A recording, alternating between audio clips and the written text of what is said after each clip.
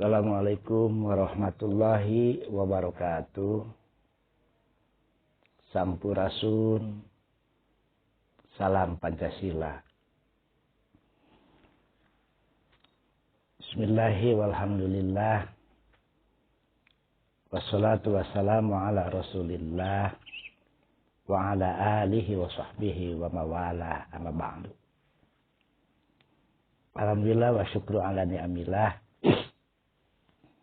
Kita sampai pada episode terakhir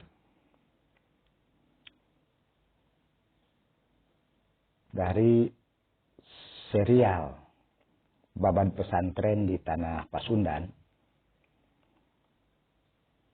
Karena di episode terakhir ini, yaitu episode ke-9, saya akan menjelaskan mengenai lahirnya pondok pesantren di Tanah Pasundan tidak lepas daripada peran raja-raja, baik dari kerajaan awal Salaka Negara yang membentuk namanya Kemandalaan, yang diawali oleh Aki Tirem 200 tahun sebelum Masehi. Kemudian dilanjutkan oleh Prabu Dewa Warman yang menjadi Raja Salaka Negara, yang dimana beliau ini menikah dengan anaknya Aki Tirem yang bernama Sri Pohaci Larasati. Yang kemudian juga melanjutkan kebijakan pendidikan dari Aki Tirem oleh Prabu Dewa Warman sebagai Raja Salaka Negara tentang kemandalaan. Jadi kemandalaan ini salah satu bentuk lembaga pendidikan yang mendidik para kesatria, para resi. Sebab kepemimpinan Aki Tirem maupun kepemimpinan Salaka Negara itu dipimpin oleh para resi, para ahli agama Hindu dan Buddha. Nah, pada episode ini, pasca Salaka Negara, kemudian Tarumanegara, kemudian Kerajaan Sunda dan Kerajaan Pajajaran, kemudian Kerajaan Galuh, sampai melahirkan anak keturunannya yang membangun 3 kekuatan besar yang akan melahirkan nanti pondok pesantren, yaitu Kerajaan Kesultanan Mataram, kemudian Kesultanan Cirebon, dan Kesultanan Banten. Pada episode yang lalu, episode yang 8, dijelaskan mengenai kekisruhan atau kerusuhan di Kesultanan Banten. Khususnya Kesultanan Banten tidak lepas daripada posisi putra mahkota yang saat itu masih kecil. Sehingga kepemimpinan kesultanan dijabat oleh para wali. Para wali Sultan Banten. Nah, di kepemimpinan wali Sultan Banten di akhir, yaitu pada masa Jaya Negara, terjadi konflik antara wali Sultan Banten dengan penguasa Jayakarta, yaitu Pangeran Wijayakrama. Nah, konflik ini kemudian berkembang dan menjadi api sekam. Kenapa? Karena antara Kesultanan Banten yang dipimpin oleh walinya, Wali Sultan Banten, karena Sultan Banten putra mahkotanya masih kecil, gitu kan. Yaitu Sultan Matakhir, gitu. Maka kepemimpinan daripada Sultanan Banten ini dijabat oleh para wali. Di dalam satu cerita, ketika Sultan Banten ini berkonflik dengan Pangeran Jayakarta atau Pangeran Wijayakrama akibat pengaruh adu domba daripada Belanda. Karena Belanda punya kepentingan untuk menguasai Jayakarta dan juga sekaligus menguasai Kesultanan Banten.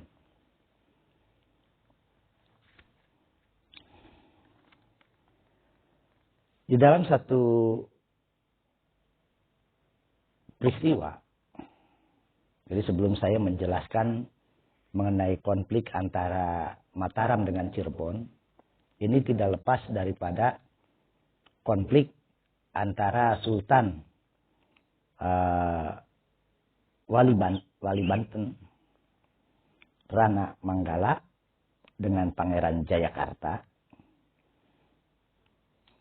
yaitu Pangeran Wijayakrama. Ada satu cerita yang menarik.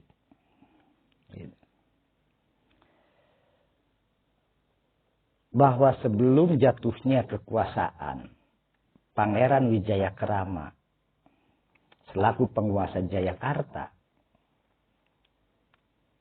sampai berakhirnya beliau ditarik oleh Sultan Wali Banten,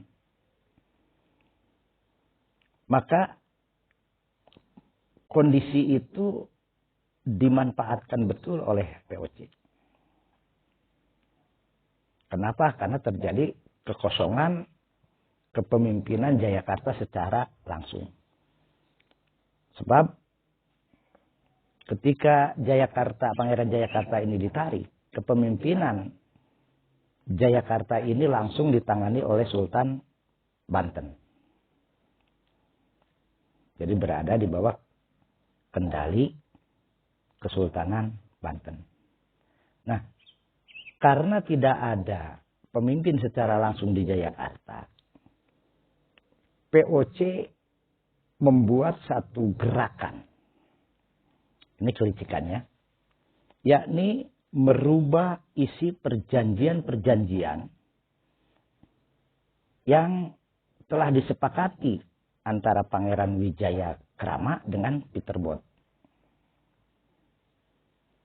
Karena Pangeran Wijayakrama ditarik ke Banten. Ini kelicikan Belanda ini. Salah satu perubahan dalam rumusan perjanjian oleh POC adalah bahwa pihak POC diberikan izin untuk membongkar rumah-rumah orang Tionghoa di Pecinan. Karena dianggap terlalu dekat dengan gudangnya POC. Alasan penambahan klausul tersebut dikarenakan POC tidak adanya kepastian mengenai bea cukai.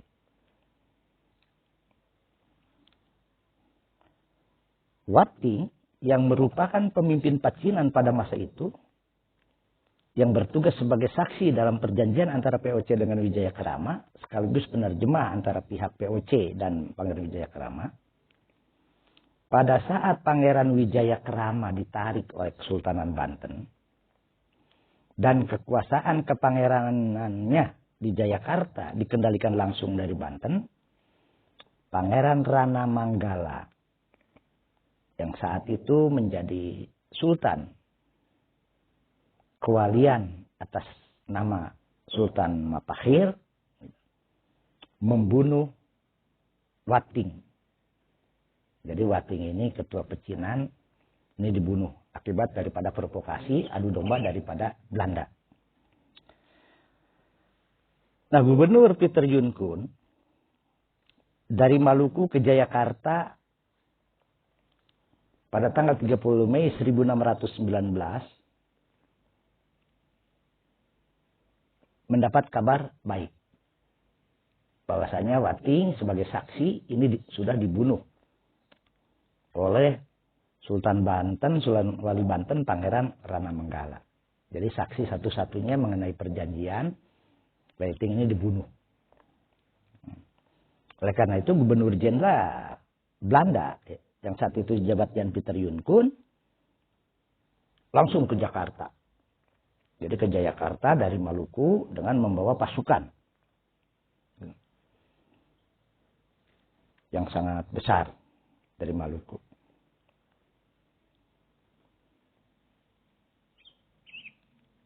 Di sini, longgarnya pemerintahan di Jayakarta dengan ditariknya Pangeran Wijayakrama ke Banten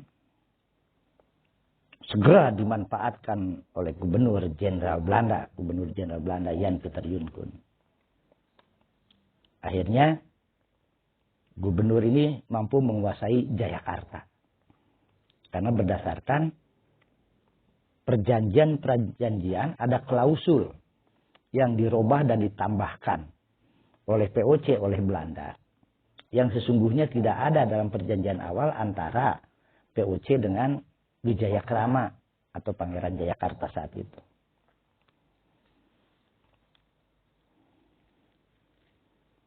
Pangeran Wijayakrama atau Pangeran Jayakarta mendengar bahwasanya Jayakarta ini dikuasai oleh Belanda sepenuhnya. Kemudian marah sampai akhirnya Pangeran Wijayakrama langsung ke Jayakarta. Jadi amarah menggebu-gebu. Ketika datang ke Jakarta, Pangeran Wijayakrama menjadi kaget. Karena kondisi Jayakarta saat itu sudah berubah. Jadi semuanya sudah dikuasai oleh Belanda. Dan atas persetujuan Sultan daripada Banten, yaitu Pangeran Ranamanggala sebagai patih atau wali Sultan Banten. Jadi penguasaan penuh Belanda atau POC terhadap Jayakarta menurut Pangeran Wijayakrama ini disebabkan karena persetujuan daripada Sultan Banten Pangeran Ranamanggala. Kenapa? Karena Pangeran Ranamanggala atas provokasi daripada POC membunuh Wating sebagai saksi hidup di dalam penulisan perjanjian antara Pangeran Wijayakrama dengan POC. Nah, kemarahan ini kemudian menjadikan Pangeran Jayakarta atau Pangeran Wijayakrama melakukan penyerangan-penyerangan terhadap Belanda. Namun apalah dikata, kekuatan daripada Pangeran Wijayakrama atau Pangeran Jayakarta tidak sebanding dengan kekuatan Belanda. Karena Pangeran Jayakarta waktu itu memiliki pasukan yang sangat sedikit akibat diisolasi oleh Sultan Banten. Jadi ada kerjasama antara Sultan Banten, Pangeran Ranamanggala dengan Belanda dalam menguasai Jayakarta. Gubernur Jenderal Pieter Koen dengan kematian daripada Pangeran Jayakarta yang dimakamkan di Jatinegara. Jadi Jatinegara itu artinya Jati itu tua. Negara itu pemerintahan atau kekuasaan. Jadi Jatinegara itu kekuasaan tua atau kekuasaan lama. Jadi penguasa Jayakarta yang lama yang bernama Pangeran Wijayakrama yang bergelar Pangeran Jayakarta adalah pendiri daripada Jayakarta. Sehingga kematiannya dimakamkan di Jatinegara. Artinya penguasa lama. Nah, setelah kematian Pangeran Jayakarta atau Pangeran Wijayakrama, Gubernur Jenderal POC Jan Pieter Jonkun segera membangun tembok benteng yang kemudian disebut sebagai New Hon sebagai pengganti nama Jayakarta. Nah, New Hon ini kemudian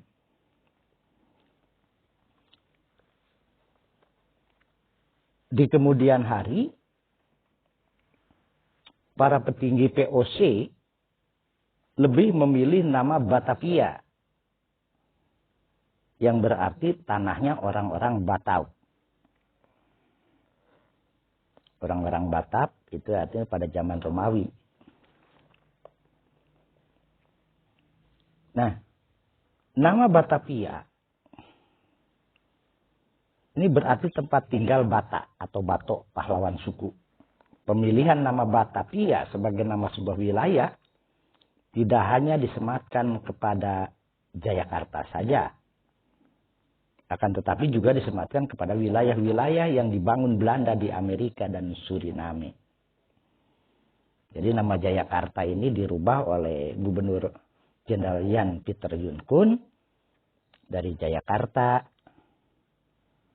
menjadi Batavia. Gitu. Karena setelah kemenangannya kubu POC terhadap kubu Pangeran Wijayakarta. Atau Wijayakrama maksudnya. Wijayakrama Pangeran Jayakarta. Jadi setelah gugurnya Pangeran Jayakarta atau Wijayakrama, nama Jayakarta ini dirubah menjadi Batavia oleh Gubernur Jan Pieter Joen Koen. Pasca menguasai Jayakarta, Belanda melalui POC berusaha menguasai perdagangan di Banten, terutama komoditas lada. Jadi Banten ini terkenal memiliki komoditas lada. Bahkan kebelakangan ini semenjak daripada zaman Salakanegara yang beribu kota di Teluk Lada. Karena memang di Salakanegara adalah penghasil lada sejak dulu. Sehingga dikenal Salakanegara ini ibu kotanya Teluk Lada atau Pulau Lada. Gitu. Nah, POC setelah menguasai Jayakarta ini berusaha menguasai perdagangan lintas Banten, Jayakarta, Belanda. Terutama menguasai komoditas lada tadi. Nah, penguasaan ini dilakukan oleh POC dengan cara penghadangan terhadap kapal-kapal dagang yang hendak berlabuh di Banten maupun di Jayakarta, Belanda. Sehingga mengakibatkan harga lada di Banten ini turun, murah. Kenapa? Karena pedagang-pedagang Banten itu tidak bisa menjual ladanya ke Jayakarta atau ke daerah lainnya. Karena ada sabotase daripada POC. Ini kelicikan daripada POC atau Belanda.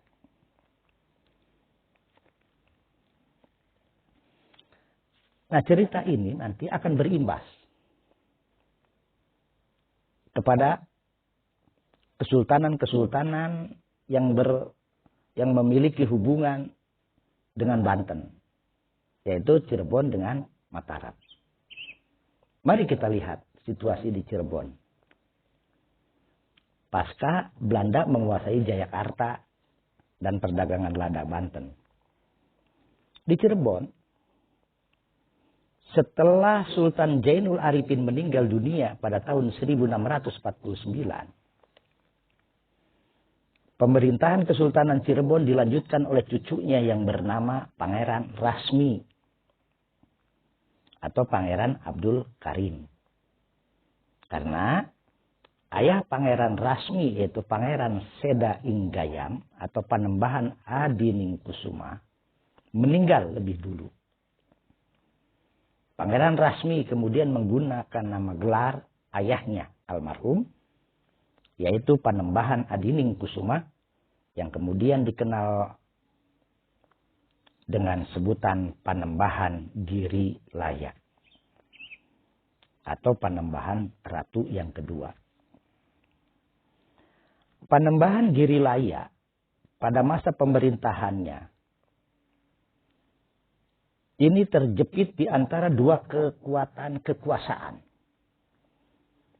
yaitu Kesultanan Mataram dan Kesultanan Banten. Nah, jadi kekuasaan daripada Kesultanan Cirebon yang dipimpin oleh Panembahan Giri Laya itu merasa terjepit oleh dua kekuasaan besar atau kekuatan besar, yaitu kekuatan kekuasaan Kesultanan Banten dan kekuatan kekuasaan Kesultanan Mataram. Jadi terjepit di antara dua kekuatan kekuasaan ini. Kesultanan Banten merasa curiga kepada Cirebon. Nah, ya, ini. Awalnya ini awal terjadi kericuhan dari ketiga kesultanan Banten, Cirebon, Mataram. Menurut Kesultanan Banten, Cirebon ini dianggap lebih mendekat ke Mataram. Mataram saat itu dipimpin oleh Amangkurat I. Di mana Amangkurat I ini adalah mertua daripada Panembahan Girilaya. Nah, jadi Amangkurat I ini mertuanya Panembahan Girilaya. Mataram di lain pihak merasa curiga bahwa Cirebon tidak sungguh-sungguh mendekatkan diri kepada Mataram. Karena Panembahan Girilaya dan Sultan Ageng Tirtayasa yang saat itu sebagai Sultan Banten adalah sama-sama keturunan Sunan Gunung Jati. Jadi Pangeran Girilaya ini oleh Banten dicurigai, kemudian oleh Mataram juga dicurigai. Nah, jadi Pangeran Girilaya ini merasa kejepit, dicurigai oleh kedua kesultanan. Pada surat perwakilan Belanda di Cirebon 1 Oktober 1684 Masehi. 3 tahun setelah ditandatanginya perjanjian persahabatan Cirebon dengan Belanda tahun 1681. Diceritakan tentang peristiwa Girilaya. Pada tahun 1649 Masehi. Pangeran Girilaya naik tahta menjadi penguasa Cirebon. Tidak lama setelah penobatannya, sekitar tahun 1650, Amangkurat I dari Mataram mengundangnya beserta kedua putra tertuanya, yaitu Martawijaya dan Kartawijaya, untuk berkunjung ke keraton Mataram di Kota Gede. Sekaligus menghormati naiknya Girilaya sebagai penguasa baru Kesultanan Cirebon. Jadi Martawijaya dan Kartawijaya ini adalah menantu daripada Mataram. Selepas acara penghormatan selesai, ini masih situasi di Mataram.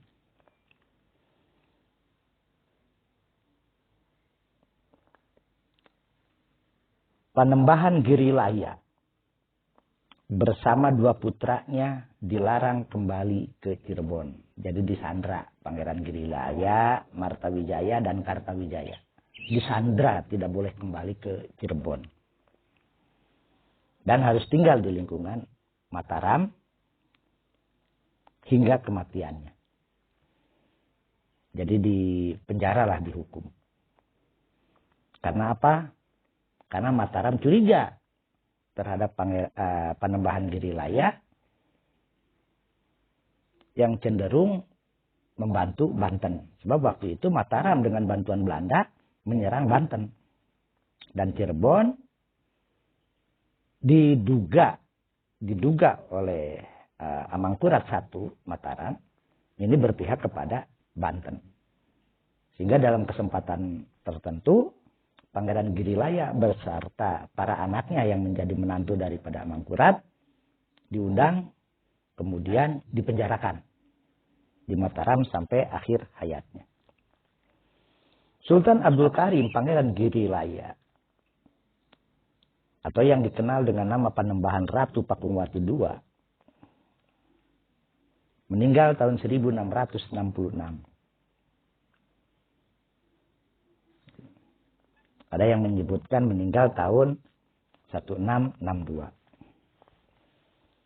12 tahun setelah kepergiannya ke Mataram. Jadi 12 tahun kurang lebih di Mataram itu di penjara. Kebijakan menawan daripada Pangeran Girilaya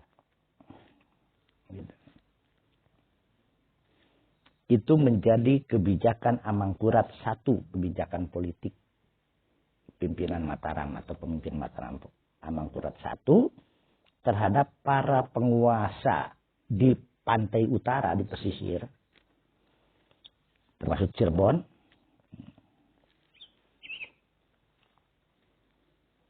Kemudian Pangeran Prasena, anak dari Pangeran Tengah, penguasa kerajaan Arosbaya Bangkalan di Madura, juga sama. Pada tahun 1624, 4 tahun setelah Pangeran Tengah meninggal dunia pada 1620, Mataram menyerang kerajaan Arosbaya. Wali raja pada saat itu Pangeran Mas dari Arosbaya, adik dari Pangeran Tengah sekaligus paman bagi Pangeran Prasena, yang pada saat itu masih kecil berhasil melarikan diri ke Demak. Sementara Pangeran Prasena berhasil dibawa ke Mataram dan diangkat menjadi Adipati Cakraningrat, penguasa Madura bagian barat. Tapi selama menjadi adipati, Pangeran Prasena menghabiskan waktunya di Mataram. Mirip seperti kejadian yang menimpa Pangeran Abdul Karim atau Pangeran Giri Laya. Jadi sama, Raja Madura juga ditahan oleh Amangkurat sampai meninggalnya. Gitu.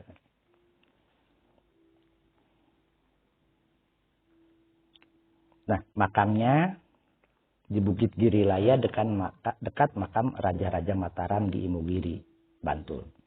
Menurut beberapa sumber di Imogiri maupun Girilaya, tinggi makam Panembahan Girilaya adalah sejajar dengan makam Sultan Agung di Imogiri. Pada saat Pangeran Girilaya dan kedua anaknya, anak tertuanya yaitu Martawijaya dan Kartawijaya diundang ke Mataram untuk menerima upacara penghormatan atas naiknya Pangeran Girilaya menjadi penguasa Cirebon, namun ternyata tidak kunjung kembali. Nah, ini persoalan kemudian. Kesultanan Cirebon mengalami perguncangan karena tidak adanya pemimpin di Kesultanan Cirebon. Jadi karena Pangeran Girilaya selama 12 tahun ditahan oleh Amangkurat di Mataram. Karena diduga, Amangkurat menduga bahwasanya Pangeran Girilaya berpihak kepada Banten. Pada masa tersebut, untuk menghindari Kesultanan Cirebon dari kekacauan dikarenakan di Keraton Cirebon, Pangeran Girilaya masih memiliki keturunan dari istri-istrinya yang lain, seperti Pangeran Ketimang dan Pangeran Giyanti, anak Pangeran Girilaya, dari istrinya yang merupakan keturunan bangsawan Cirebon, dan Bagus Jaka, anak Pangeran Girilaya dengan istrinya yang merupakan rakyat biasa. Maka Sultan Ageng Tirtayasa, Sultan Banten dari Kesultanan Banten, menunjuk Pangeran Wangsakerta, adik Pangeran Martawijaya dan Kartawijaya, untuk menjadi wali sultan sampai ayahnya kembali. Keluarga akhirnya menyetujui Pangeran Wangsakerta menjadi wali sampai kembalinya ayahnya Pangeran Girilaya dari Mataram. Jadi untuk mengantisipasi kekosongan kepemimpinan Kesultanan Cirebon, karena Sultan Cirebon Pangeran Girilaya ini nggak pulang-pulang dari Mataram selama 12 tahun, maka antisipasinya keluarga besar Kesultanan Cirebon mengangkat Wangsakerta menjadi wali, sementara Pangeran Girilaya sebagai Sultan Cirebon belum kembali dari Mataram. Nah, sepeninggal Sultan Agung Hanyakrokusuma dari Mataram, yang diteruskan oleh Amangkurat I, kondisinya dia itu lebih lunak, lebih bersahabat dengan Belanda. Perjanjian antara Amangkurat dengan Belanda untuk saling membantu pun dilakukan. Bahkan ketika menghadapi pemberontakan Trunojoyo, Mataram meminta bantuan Belanda untuk memadamkan pemberontakan Trunojoyo tersebut. Nah, Belanda atas permintaan itu menunjuk Admiral Spilman melalui Sah Bandar Jepara yaitu Wang Sadipa mengajukan syarat, yaitu perluasan wilayah kekuasaan Belanda hingga Sungai Cipunegara di bagian utara. Terus menyusuri ke selatan hingga bertemu lautan. Jadi itu permintaan Belanda. Syarat yang harus dipenuhi oleh Amangkurat I dalam rangka permintaan Amangkurat I kepada Belanda untuk memadamkan pemberontakan Trunojoyo, maka Belanda meminta syarat bahwasannya Syahbanda wilayah kekuasaan Belanda di Mataram itu harus diperluas. Yaitu dimulai Cipunegara di bagian utara Karawang sampai ke selatan bertemu laut. Syarat-syarat tersebut kemudian diminta oleh Residen James Cooper pada tanggal 4 Maret 1677 Masehi dan diterima oleh Sultan Mataram Amangkurat I dan putranya.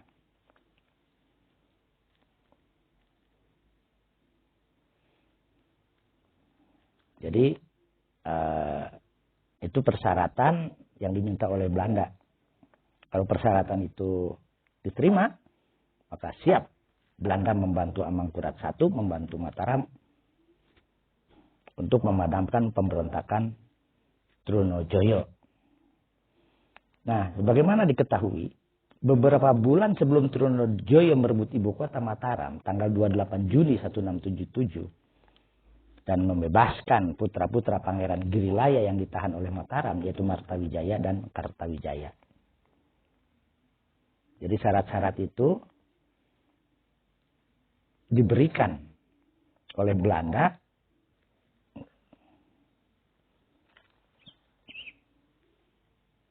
beberapa bulan sebelum Trunojoyo merebut Mataram. Syarat itu kemudian disetujui oleh Amangkurat I, walaupun wilayah yang diminta sebagiannya adalah milik Kesultanan Cirebon. Jadi ini saking gelapnya Amangkurat I dan saking takutnya terhadap pemberontakan Trunojoyo, maka wilayah-wilayah yang berada di kekuasaan Cirebon, yaitu perbatasan Sungai Cipunegara, yaitu Karawang, wilayah Karawang, dan sebagian masih dengan Rangkas Sumedang, wilayah antara Sungai Citarum dan Cibeet hingga Sungai Cipunegara, yang sekarang menjadi Kabupaten Negara Karawang, Kabupaten Purwakarta, dan Kabupaten Subang. Para pangeran Cirebon ditahan sebagai garansi Cirebon mau melepaskan wilayah pesisir bagian baratnya untuk Belanda. Jadi, karena Amangkurat I ini terdesak oleh pemberontakan daripada Trunojoyo, kemudian Amangkurat I meminta bantuan kepada Belanda untuk memadamkan pemberontakan Trunojoyo. Ya. Walaupun persyaratan-persyaratan yang diminta Belanda, yaitu perluasan wilayah kekuasaan Belanda sampai ke pantai utara Cipunegara, yang notabene Sungai Cipunegara ini berada di wilayah kekuasaan Kesultanan Cirebon. Caranya, Amangkurat I merayu kepada para putra mahkota Kesultanan Cirebon untuk merestui wilayah kekuasaan Cipunegara yang sekarang menjadi Karawang, Purwakarta, dan Subang, itu diserahkan kepada Belanda. Itu ceritanya. Pangeran Wangsakerta sebagai penguasa daripada Cirebon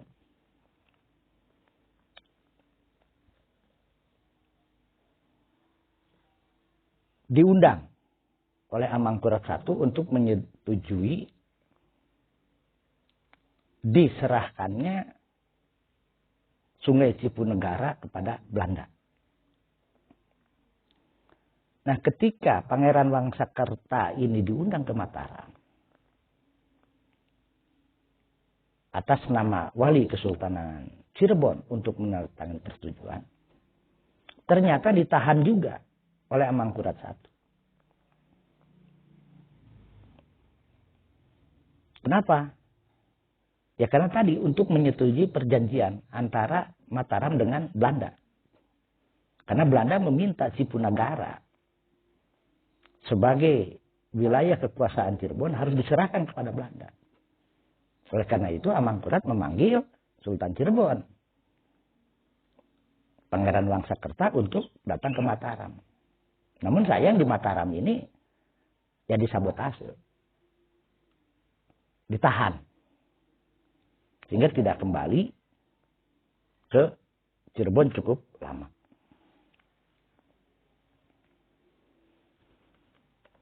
Nah, keluarga besar Kesultanan Cirebon melihat Pangeran Wangsakerta tidak kembali ke Cirebon. Kemudian berangkat ke Banten, meminta bantuan Kesultanan Banten, Sultan Ageng Tirtayasa, untuk kemudian mengirimkan bantuan persenjataan kepada Trunojoyo.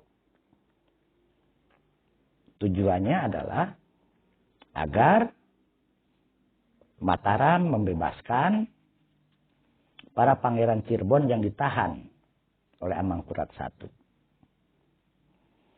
Nah, ketika Trunojoyo berhasil merebut keraton Mataram, orang-orang yang ada di dalamnya kemudian ditawan dan dibawa ke Kediri.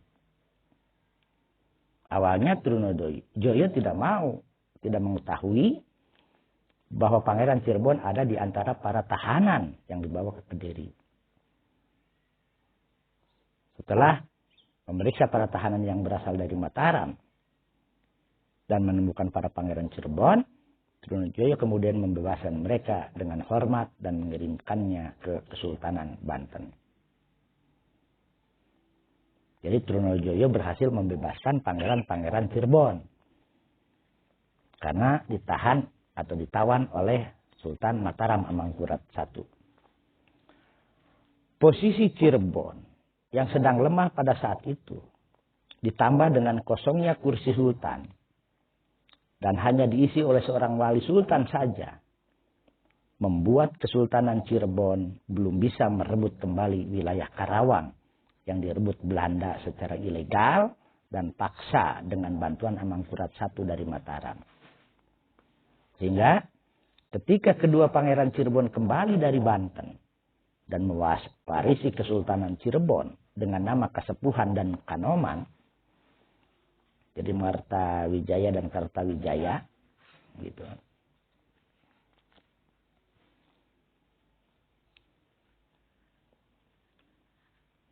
Mereka ingin menguasai kembali Karawang yang diambil paksa oleh Belanda dan Kesultanan Mataram. Nah, kedua pangeran Kesultanan Cirebon kembali dari Banten ke Cirebon ini, yang wilayahnya sudah dikurangi Karawang, sehingga wilayah kekuasaan Kesultanan Cirebon paling barat ialah wilayah Kandang Haur dan sekitarnya hingga batas Sungai Cipunegara. Kandang Haur ini Indramayu. Pada akhir tahun 1676, sebuah kapal dari Cirebon yang berlabuh di Banten memberitahu bahwa Pekalongan sudah berhasil dikuasai pasukan Trunojoyo pada sekitar 25 Desember 1676. Penguasa daerah pesisir pada masa itu, Singawangsa, diberitakan ikut dengan para pasukan Trunojoyo. Pada tanggal 2 Januari 1677, Tegal berhasil dikuasai pasukan Trunojoyo tanpa kekerasan. Kemudian pada tanggal 5 Januari 1677, pasukan Trunojoyo yang dipimpin oleh Ngabehi Sindukarti, paman Trunojoyo, dan Ngabehi Langlang Pasir sampai di pelabuhan Cirebon dengan 12 kapal berisi 150 pasukan. Mereka menuntut agar wakil Mataram yang ditempatkan di Cirebon sebagai sah bandar, yaitu Martadipa, menyerah dan menyetujui syarat-syarat. Syarat-syarat itu diantaranya Cirebon tidak lagi membayar pajak kepada Mataram. Kedua, tentara Madura harus melindungi anak-anak dan wanita. Ketiga, sandera Cirebon tidak ada lagi yang dikirim ke Mataram. 4. Selanjutnya Cirebon berada di bawah pemerintahan rajanya sendiri. 5. Cirebon berada di bawah pertanggungan hak-hak Sultan Banten. 6. Orang Cirebon menyokong Banten dengan senjata serta mengakui Sultan Banten sebagai pelindung. Itu syaratnya. Jadi Sah Bandar Cirebon waktu itu Martadipa harus ditahan. Syarat-syarat tersebut disertai peringatan dengan ancaman seandainya tidak diterima. Martadipa yang pada saat itu telah berusia lanjut akhirnya menerima syarat yang disodorkan kepadanya atas nama Raden Trunojoyo dan bersedia menyerahkan kekuasaannya kepada keturunan atau kerabat dekat Sultan Abdul Karim, Sultan Cirebon yang ditawan Mataram. Pada bulan April tahun 1679 Masehi, Kesultanan Banten menyerang Loji. Bahasa Indonesianya gudang. Nah, Loji ini masuk Kabupaten Kerawang sekarang. POC di Indramayu di bawah pimpinan Arya Surya dan Ratu Bagus Abdul Qadir. Pembagian terhadap Kesultanan Cirebon secara resmi terjadi pada tahun 1679 Masehi. Saat Pangeran Martawijaya dan Kartawijaya dinobatkan menjadi Sultan di Keraton Pakungwati, Kesultanan Cirebon. Sebelum kedua pangeran kembali di Cirebon, setelah diselamatkan oleh Trunojoyo dari Mataram dengan bantuan persenjataan dari Kesultanan Banten pada tahun 1677. Sultan Ageng Tirtayasa dari Banten terpaksa membagi Kesultanan Cirebon menjadi 2 kesultanan dan 1 peguron. Dikarenakan untuk menghindari perpecahan keluarga Kesultanan Cirebon. Karena adanya perbedaan pendapat di kalangan keluarga besar mengenai penerus Kesultanan Cirebon.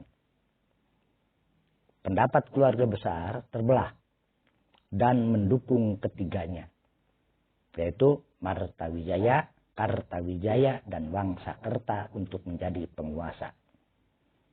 Maka Sultan Ageng Tirtayasa menobatkan ketiganya menjadi penguasa Cirebon di Banten. Pada tahun yang sama setelah mereka tiba di Kesultanan Banten dari Mataram pada tahun 1677. Jadi ketiga pangeran ini, pangeran Cirebon, yaitu Martawijaya, Kartawijaya, dan Wangsakerta, dinobatkan sebagai Sultan Cirebon oleh Sultan Ageng Tirtayasa di Banten. Pembagiannya, 2 orang menjadi sultan dan memiliki wilayahnya masing-masing, yaitu Pangeran Martawijaya dan Kartawijaya. Sementara 1 orang yaitu Pangeran Wangsakerta menjadi panembahan tanpa wilayah kekuasaan, namun memegang kekuasaan atas kepustakaan keraton. Hal tersebut merupakan babak baru bagi Kesultanan Cirebon, di mana kesultanan terpecah menjadi 3 dan masing-masing berkuasa dan menurunkan para penguasa berikutnya. Jadi terpecah menjadi 3. Nah, pembagiannya kemudian dinobatkan di Banten oleh Sultan Banten, Sultan Ageng Tirtayasa. Penobatan yang ketiganya itu, yang pertama, Sultan Kasepuhan diberikan kepada Pangeran Martawijaya dengan gelar Sultan Sepuh Abil Makarim Muhammad Samsudin. tahun 1679 sampai 1697. Selesai kekuasaannya. Jadi kurang lebih 22 tahun. Kemudian Sultan Kanoman ditetapkan kepada Pangeran Kartawijaya dengan gelar Sultan Anom Abil Makarim Muhammad Badruddin. Sama, berkuasa 1679 mulainya sampai 1723. Jadi kurang lebih 24 tahun. 44 tahun. 44 tahun, sementara Pangeran Martawijaya kurang lebih 22 tahun. Kemudian yang ketiga, Panembahan Cirebon diberikan kepada Pangeran Wangsakerta dengan gelar Pangeran Abdul Kamil Muhammad Nasaruddin atau Panembahan Tohpati.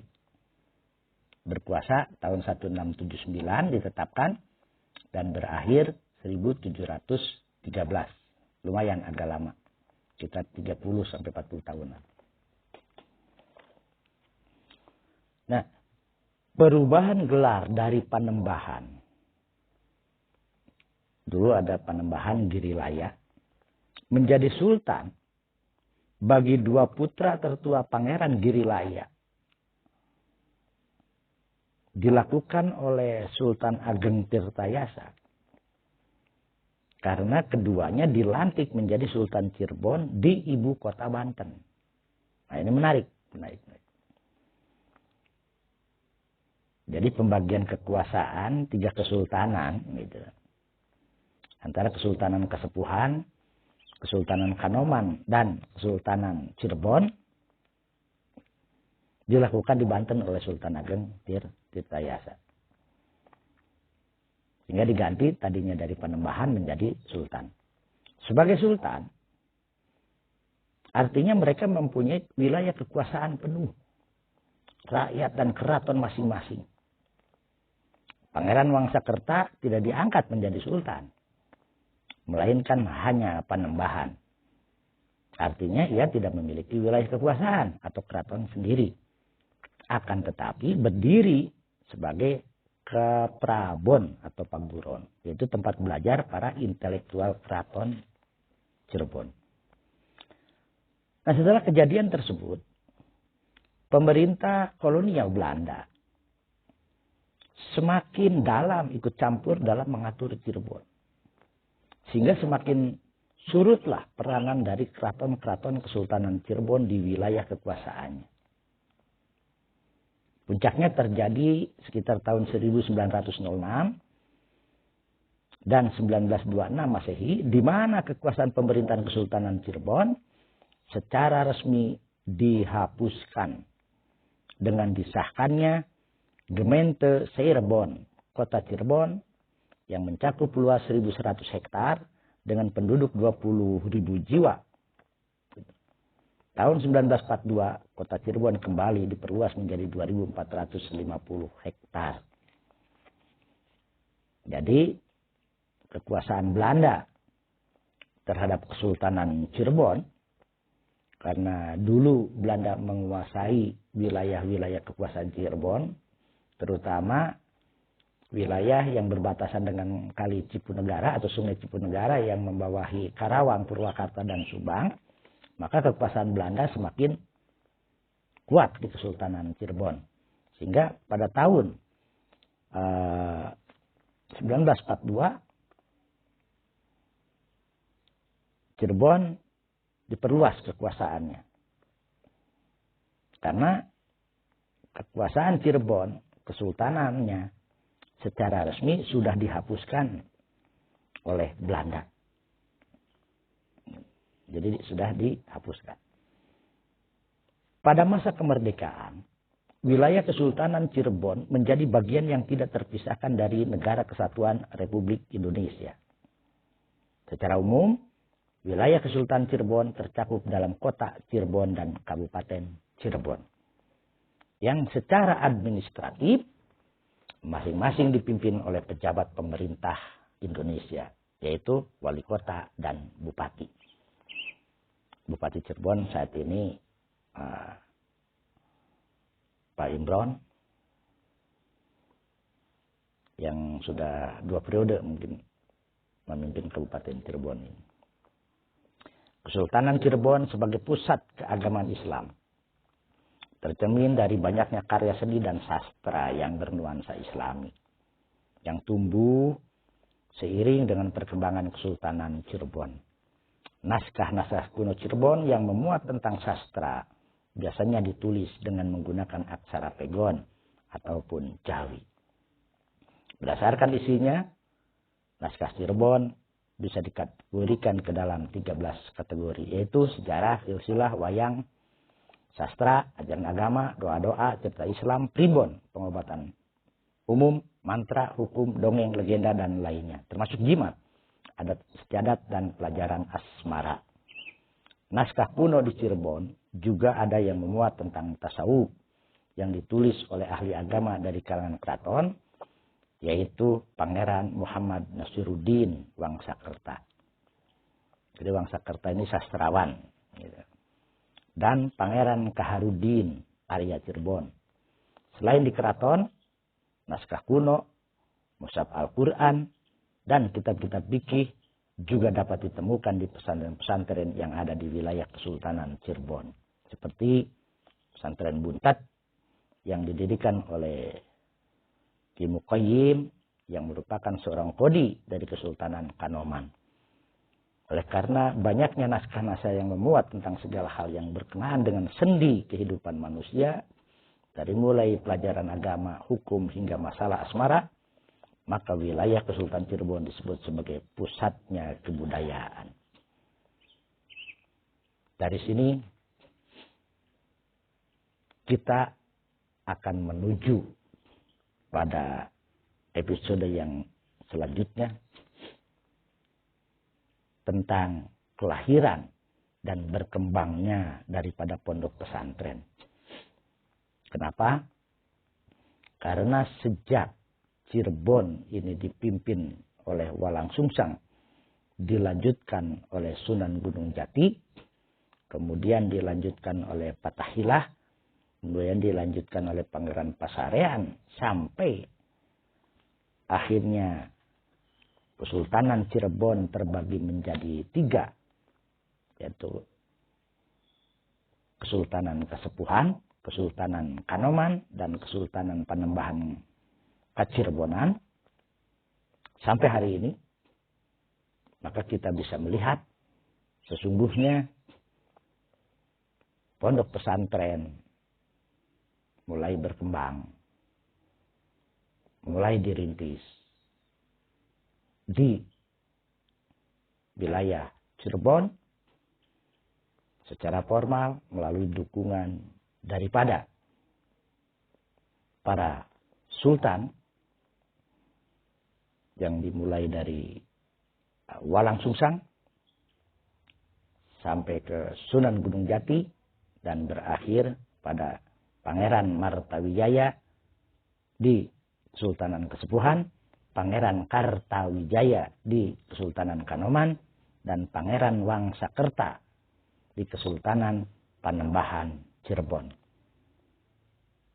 Jadi bisa ditegaskan di sini bahwa sesungguhnya perkembangan pesantren di Tatar Pasundan itu dimulai daripada Kesultanan Cirebon secara formal.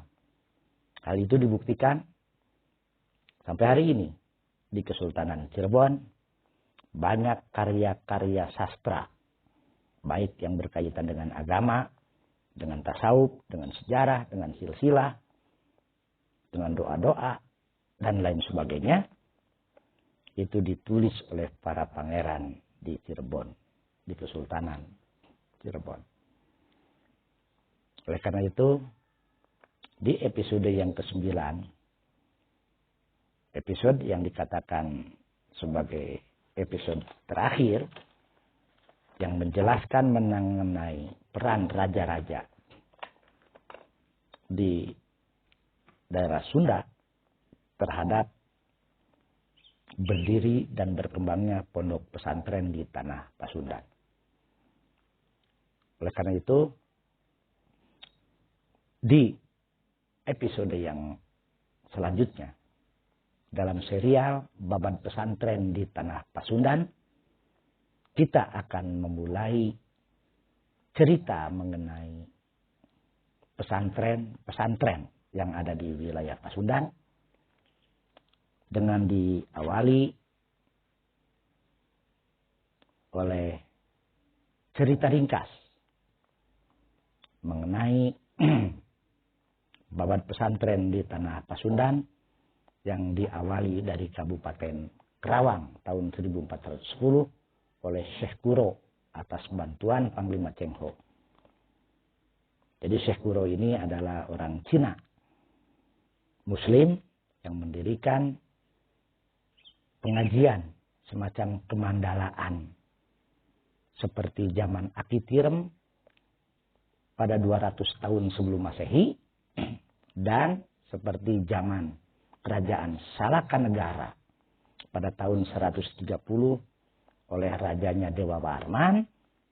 Pendidikan kemandalaan itu masih dikembangkan di Kerajaan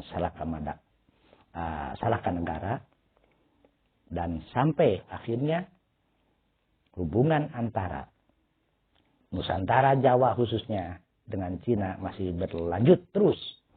Hal itu dibuktikan dengan kehadiran Syekh Kuro dari Campak Cina dengan Panglima Cheng Ho mendirikan kemandalaan pesantren di Kabupaten Kerawang 1410. Oleh karena itu, sebelum mengakhiri YouTube di episode 9 ini, saya mohon dukungan subscribe, like, komen, kemudian bagikan video ini agar cerita mengenai Babat Pesantren di Tanah Pasundan berikut riwayat-riwayat pondok pesantren di daerah yang ada di wilayah Jawa Barat atau Pasundan umumnya terus berlanjut. Terima kasih, semoga video ini bisa bermanfaat. Untuk lebih lengkapnya, silahkan dilihat di YouTube Utawi Channel. Terima kasih. Assalamualaikum warahmatullahi wabarakatuh. Sampurasun, salam Pancasila.